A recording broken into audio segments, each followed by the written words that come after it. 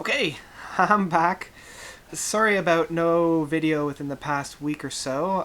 Been busy and a little bit sick. So I usually get sick around this period of time, but I'm blasting through it. Not using the usual lights that I usually do, so yay, post-production. Here is an album that I've been meaning to review for the past 3 or 4 weeks, probably even before The Animals as Leaders and the Neil Morse album came out. I was listening to this quite a bit, and it's a really strange album because it's not a bad album, it's just not really all that memorable as well. So let's dive into the next review. Just listen to me, you have to listen to me. No Fear for Looking Down by Jadis. So Jadis is a UK progressive rock band using the style of a Neo Prog Band. They got their start in the very, very late 80s, kind of following suit within a IQ or a Marillion, getting some traction within the early to mid 90s, kind of following suit within the Pendragon and the Arena. But for me, Jadis was never really on my radar. I mean, Arena and Pendragon, IQ and Marillion, they were all kind of forefront, but Jadis was kind of in the back. So this was my first real introduction to their musical stylings. With their latest album of No Fear of Looking Down, it does feel very much like that 90s neo rock without being very theatrical or dark or a lot of those different staples, but it definitely has that same essence within the musicianship.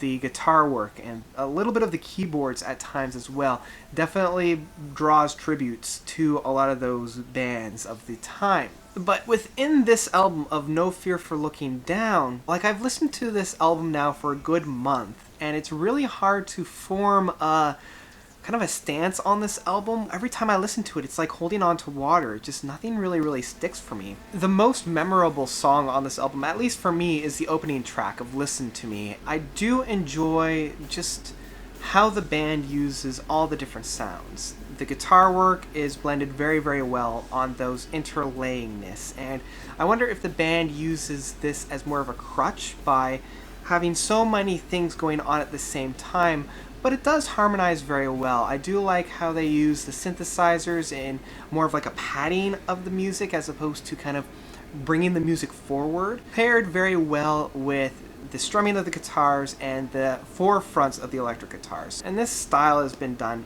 over and over again and is absolutely nothing new, but I do like the music that's being presented in it. The one thing that I do notice, and this is definitely more of a drawback on the album, is the use of the same guitar sound. In about the third or fourth song of Just Let It Happen and 1,000 Staring Eyes, I started to think, yeah, this guitar sound is very prevalent and I'm not quite connected with it. It felt kind of out of place at this time. It almost felt like this was a style that was really captivated in the late 90s, and we have kind of moved on to that. So I don't know if it was kind of a attempt to revise this kind of sound, or if it was just they didn't really know what else to do. Unfortunately, also with this album, the one thing that I love about the Neo Prog is when they're doing a lot of their jam sessions and when they're really using that instrumental moments within their songs, they either have a really stand-out guitar part or really memorable and meaty keyboard section. And unfortunately, this album's really missing that. There doesn't seem to be any memorable or meaty hooks on any of these jam sessions. I mean, the jam sessions are in there, but I think because of the constraint of the track lengths, never really got to that point. So that was a little bit of a drawback on the album, and I think part of the reason why, even though I've listened to this album a countless amount of times, I have a really hard time of really latching on to anything on it. And the other kind of drawback to this album is there's really no structure in the placement of the songs as well. Like even the last track of the title track, No Fear of Looking Down. When this song ended, I thought there was going to be more tracks to come so that it would properly close the album off, but when the song ended and it was just silence after that, I thought, oh, okay, so this is the end. Sure. So overall, No Fear of Looking Down, even though it was my introduction to the band, it really kind of left me wanting more. I didn't really connect very well, and maybe that's my fault. Maybe I was coming with the wrong ideologies or the wrong approach to this album. I would probably have to say skip this album unless you're a fan of Jadis, in which case I'd probably upgrade it to just stream it. I mean, it was a valiant effort, but it left me wanting more.